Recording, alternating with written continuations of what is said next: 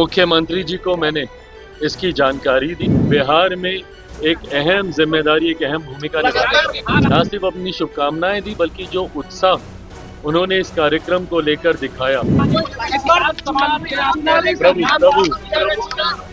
देखिए, मैंने कहा था कि नीतीश कुमार और चिराग पासवान की जो मुलाकात हुई है और जो बाकी चैनल्स हैं वो चला रहे हैं कि सीट शेयरिंग को लेकर ये मुलाकात बड़ी मानी जा रही है।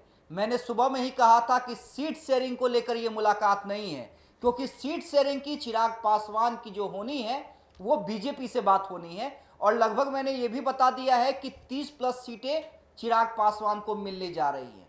तो नीतीश कुमार से क्यों मिले चिराग पासवान? आखिर ये बैठक इतनी इंपॉर्टेंट क्यों मानी जा रही है? अंदर खाने क्या बात हुई?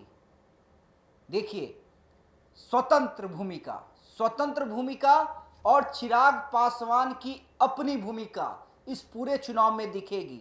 ये एलजेपीआर ने भी क्लियर कर दिया है और आज इस पर मोहर मुख्यमंत्री नीतीश कुमार ने भी लगा दी है।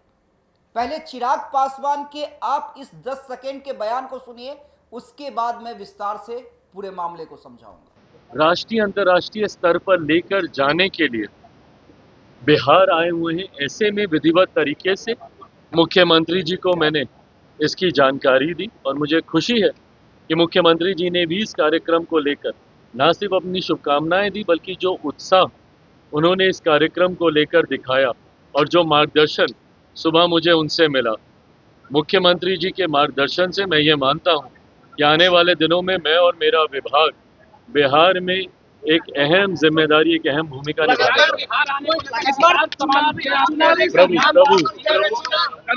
देखिए, चिराग पासवान क्या चाहते हैं?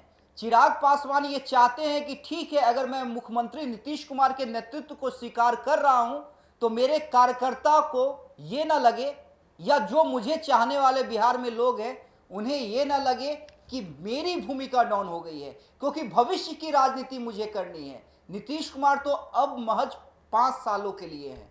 नीतीश कुमार को जितना करना था, जितना अचीव करना था उन्होंने कर लिया है, लेकिन अचीव अब मुझे करना है। मुझे आने वाले 40 सालों तक बिहार में सियासत करनी है। इसलिए चिराग बार बार कह भी रहे हैं कि मुझे बिहार बुला रहा है, और इसलिए एलजेपीआर ने यह कहा भी है कि चिराग पासवान की स्वतंत्र भूमिका होगी। और स्वतंत्र भूमिका तब होगी जब नीतीश कुमार के बराबर चिराग पासवान को भी एनडीए तवज्जो दे। जब तस्वीरें लगे, जब पोस्टर बैनर लगे, तो नीतीश कुमार के साथ साथ चिराग पासवान भी नजर आए। जब कार्यक्रम की बात हो, जब मैनिफेस्टो की बात हो, तो सिर्फ नीतीश कुमार की बात ना हो, बल्कि उसमें चिराग पासवान ने जो बिहार के लिए सोच रखी है उसे भी शामिल किया जाए। यानी चिराग पासवान अपनी भूमिका चाहते हैं, और आज इसी को लेके वो मुख्यमंत्री नीतीश कुमार से मिलने के लिए गए थे। क्योंकि देखिए, जैसे ही चिराग पासवान ने बयान दिया था कि बिहार उन्हें बुला रहा है, तमाम पॉलिटिकल पंडित ने अलग अलग तरह से कयास लगाए। कईयों ने तो ये तक चला दिया कि चिराग हो सकता है कि 2020 की तरह 2025 में भी अकेले चुनाव लड़े। हालांकि हम इससे इनकार करते रहे, लगातार मैं ये कहता रहा चिराग पासवान अभी उस मूड में नहीं है कि एनडीए को छोड़ेंगे, लेकिन उनकी सियासत 30 के लिए होनी है। वो 30 के लिए चेहरा बनना चाहते हैं। वो अपने कार्यकर्ता और बिहार के लोगों में ये विश्वास दिलाना चाहते हैं कि आने वाले दिनों में अगर बिहार में कुछ अच्छा हो सकता है और कुछ अच्छा करना है तो इसके लिए मैं तैयार हूं।